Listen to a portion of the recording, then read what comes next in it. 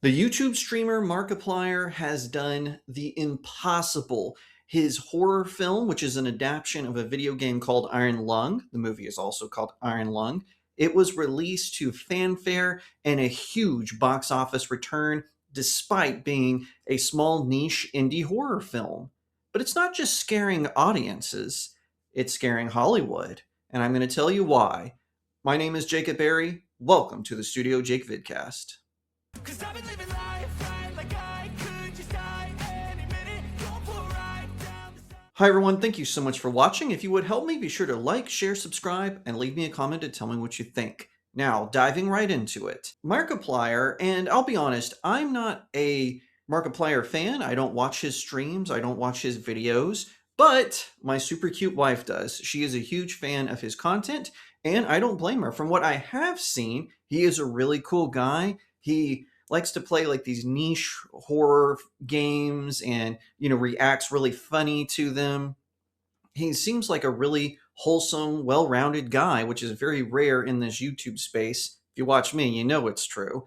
But he decided to adapt one of his favorite video games, Iron Lung, into a film. Now, I'm going to go ahead and give you a spoiler warning because I will be talking about the movie and I will have to drop some spoilers, so just throwing that out there. If you would like to read my review of Iron Lung, check out my Substack. The link is in the description of the video. I have a review there. It was my Friday the 13th special review since it's a horror film.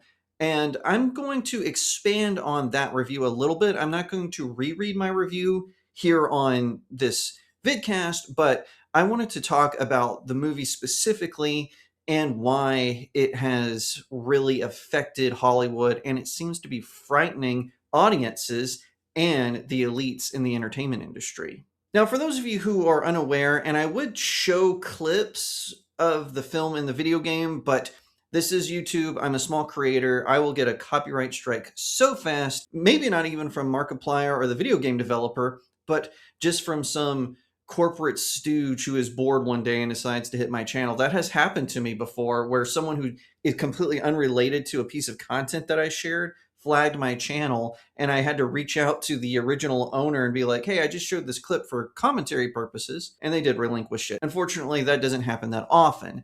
I will say that Iron Lung was a very scary film. It was very frightening. I did have my critiques of it and a couple of constructive criticisms that I thought would have made the film better, but overall I liked it. I've not played the video game, but from what I've seen on it, from watching gameplay and commentary on it, it is very frightening premise, at least. And it was ripe to get a film adaptation because the plot of the video game is so simple. A lot of video games, they're very difficult to adapt into a film. Final Fantasy, anyone, just because there's so many different parts you would have to go through. But with Iron Lung, it was more of a direct adaptation. And I have to say, kudos to Markiplier. He put his money where his mouth is. He bought the rights to the video game. He hired his own crew. He directed it. He wrote it. He starred in it and really put it together into something that his fans and fans of horror, cosmic horror more specifically, could enjoy. But Hollywood was really freaked out by this movie, particularly Disney, because it was outselling them at the box office. Isn't that crazy to think about? A YouTuber who took a niche video game and a niche sort of horror genre in cosmic horror and turned it into something that the entertainment industry could not get on board. Now, how do I know that this movie scared Hollywood? Well, the answer is simple. It was done outside of the unions. It was done outside of the Los Angeles, New York, and Atlanta infrastructure. Literally, Markiplier just rented a space and put everything in this one space. So there wasn't like a bunch of studios and different lots you had to go to. Everything was in one place, including the set where he did the submarine sequences of the film, which is the bulk of it, obviously. He did all of this, very small scale budget. He put a lot of his own money into it. It took him 3 years to do. And most of the people who participated in it, other actors and set designers and costume designers, they all said that it was one of the best experiences they ever had, that Markiplier was a great boss on set. That alone should frighten Hollywood, because you hear all these stories about, even if the movie was good, how there was so much turmoil on the set. So I'll use an example of a film I haven't seen, but people have told me is good. The Wicked films, right? The Wicked films, they had a lot of drama behind the scenes. Ariana Grande was having an affair with a married man who worked on the film, not to mention all of the health issues that were very apparent with all of the cast. Ariana Grande and Cynthia Erivo had this weird symbiotic relationship that came off as very pervy, in my opinion. But all that to say, that part of it scared Hollywood. That the simplicity of making this movie on such a shoestring budget, that is worrying them, because they're throwing Marvel films and Star Wars films and Justice League films, whatever you want to call them, at us with these almost $1 billion budgets, and they're not making any money at the box office. Meanwhile, Iron Lung blew everything out of the water with such a huge return. Yeah, that frightens them. The reason I know that Disney and other film companies were frightened by this is they actually pressured websites and news outlets that tracked box office returns. They pressured them into removing it, despite it having a full theatrical release. Now, it wasn't as wide as, again, a lot of these blockbuster films are, but it was a huge relief, I'm sure, to Markiplier that it did so well.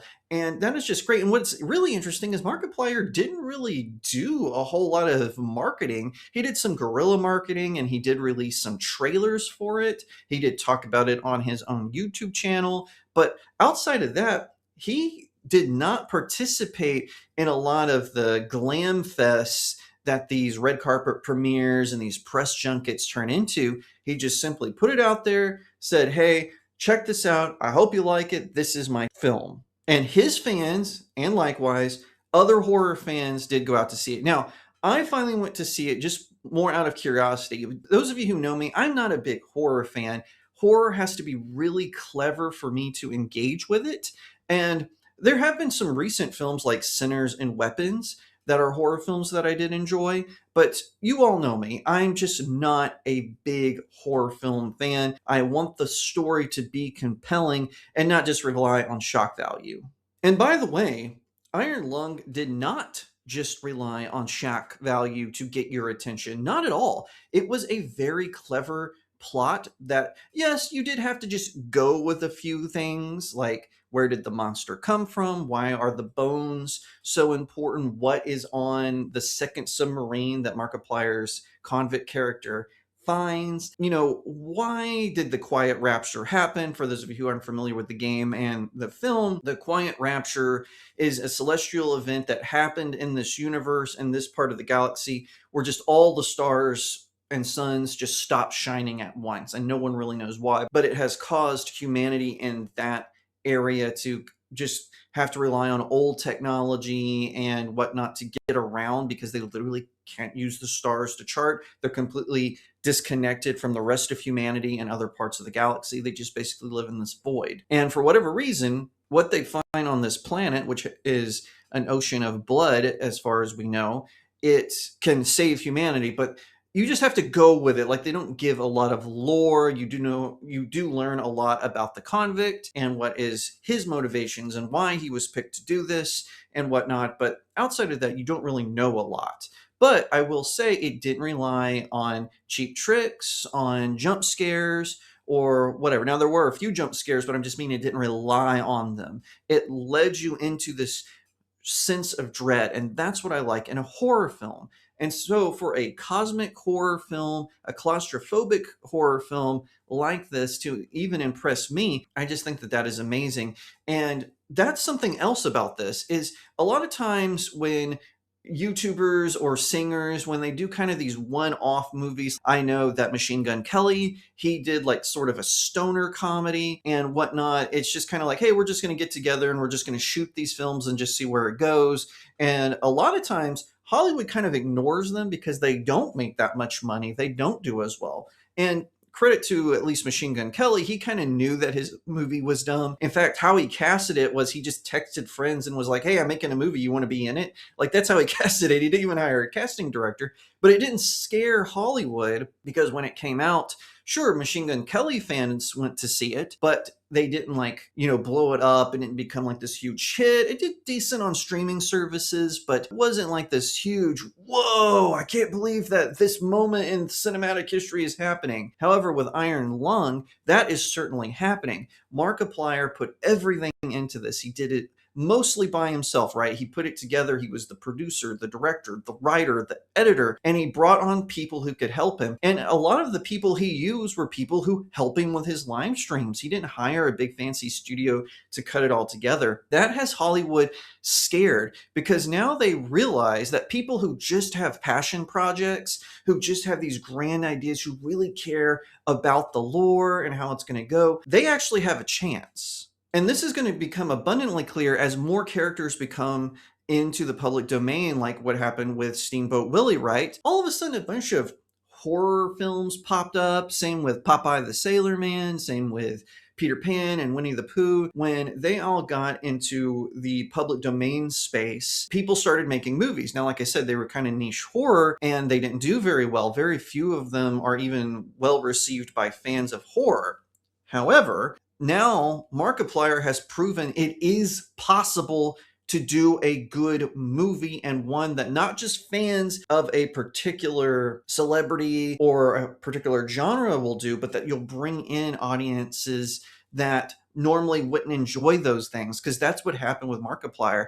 I think that with what happened here, in my opinion, is a good thing, because that means someone like me can go out and make a film. We have everything at our fingertips. We have open source editing software. We have free video recording studios. We have, and I know I'm going to get some flack for this, but AI, we have AI that can help us if you use it as a tool, but we certainly have those things. We even have abilities to get special effects. I actually saw on YouTube a guy made a Daredevil video game with all kinds of stuff by building his own renderings, by downloading renderings of New York City, and it looked pretty cool. Was it perfect? No, not at all. It was a little rough, but it was really cool. This is scaring Hollywood, and especially now with what's going on with Seed Dance and with XAI and a whole bunch, we are going to see things change, and Hollywood is getting more and more frightened.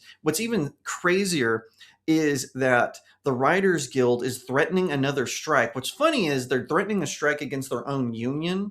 And by the way, Hollywood unions are scum. Most of them were founded by communist infiltrators or they're fronts for the mafia. Allegedly, they do things like commit wage discrimination. They make really crappy deals for their members, which is why the members are striking against the union instead of the studios. But honestly, now, if I'm a Hollywood studio exec and I'm like, oh, are these writers going on strike again? What more could they possibly want? Then I'm going to be downloading Seed Dance and ChatGPT, Grok, maybe even Gabby. If they do this again, they are doing themselves no favors. Now, I've heard rumors that there might be another SAG strike. No one cares about what the after mean, but the Film Actors Guild, there are rumors that they're going to strike, maybe even the Directors Guild again. Remember what happened last time? Everyone made fun of them and mocked them, and that's what's going to happen again. We don't care that your millionaires want more millions. We don't. It's just not going to happen. And what Markiplier has proved through just pure will and determination is that you can do it. Yes, you need the right amount of seed money. Yes, you need the proper tools. Yes, you need the experts for things that you're not an expert in, but you can do it. And that is something that is really cool and gives hopes to me, who's an indie creator, with my novels. As most of you know, I write novels. You can check those out on Amazon. Whatever the case may be, good for Markiplier and good for him for shaking up Hollywood. This is the wake-up call that the entertainment industrial complex needed to have. So good for him. Congratulations, Markiplier. And good for him. Good for Markiplier. And I hope more creators who have this capability, who have this knowledge, will break out of the mold and do their own creative projects. If you like that video, be sure to give it a like, share it out to all your friends, leave me a comment and tell me what you think. That really helps me out in the algorithm. But of course, subscribe. I'm trying to reach 2,500 subscribers. It really helps me every time you click it. You can check out my video description for links to my Substack and my PickAx. And by the way, if you want to support me, subscribe to my Substack. That's the best way. You also get perks when you do that. Also check out my books while you're visiting. Once again, thank you so much for watching, and I'll see you next time right here on StudioJake. 'Cause I've been living